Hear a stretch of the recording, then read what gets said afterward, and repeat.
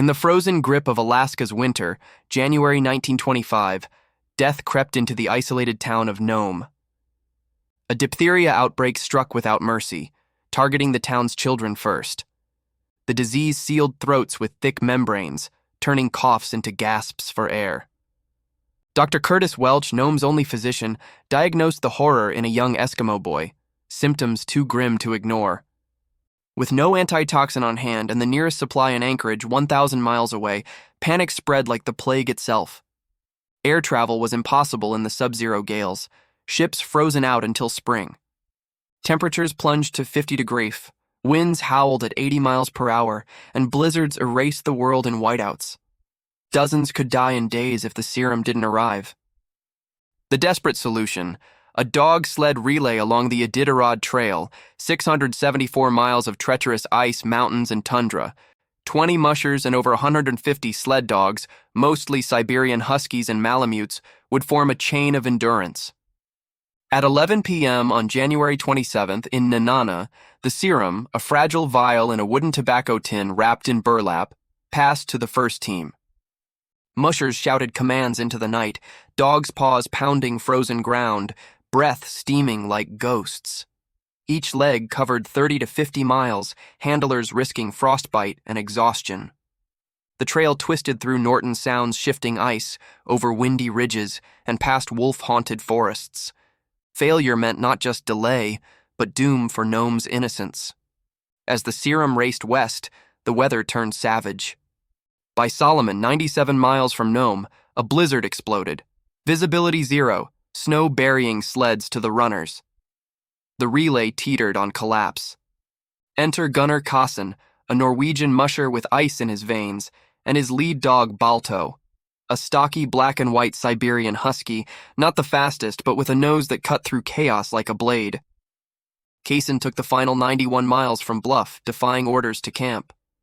"No time," he growled, as winds clawed at his face. Balto led 13 dogs, their muscles straining against the load, eyes locked on the invisible path. The storm intensified, a wall of white fury. At port safety, gales hurled Kassen from the sled twice, frostbite blackening his fingers. He clawed back on, serum strapped tight. 5 hours in, the team veered into a drift, snow swallowing them to their bellies. Kassen yelled, but the dogs froze, disoriented in the void. Balto alone refused panic. His instincts surged. He sensed the trail's faint curve through wind-whipped markers, the shift in ice beneath his paws. With a low whine, he pulled left, hauling the team from the trap. The others followed, trusting his lead as the blizzard screamed defiance. Kassen's hands numb on the handlebar, he scanned for the next checkpoint. But the world was gone. Balto pressed on, ears flattened, body low against the gale. Shadows loomed in the white, drifting ice floes cracking open like jaws, hidden crevasses yawning below. One wrong step, and the serum, and the team, would vanish into the Norton Sound. Balto's breath ragged, paws raw and bleeding, he dodged a sudden rift, veering the sled just in time. Kassen glimpsed a flicker. The lights of Nome? No. Illusion. The aurora twisted overhead, mocking their isolation.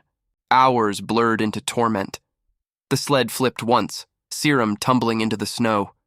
Kassen dug with bare, frozen hands, heart pounding as wind buried the tin deeper. He unearthed it, trembling, and remounted. Balto never faltered, his amber eyes piercing the storm's heart.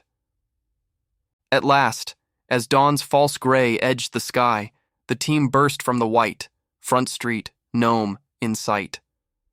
Balto slowed at the finish, exhausted but unbroken. It was 5:30 a.m., February 2nd. The relay, 127 hours, 5 days shaved from estimates. Kassen handed the serum to Dr. Welch, who thawed it in water and administered the first doses. No more deaths. The epidemic halted. Word spread like wildfire. Newspapers hailed the race of mercy, dogs as heroes. Balto stole the spotlight. His statue unveiled in New York City's Central Park months later, inscribed, "Endurance, Fidelity, Intelligence."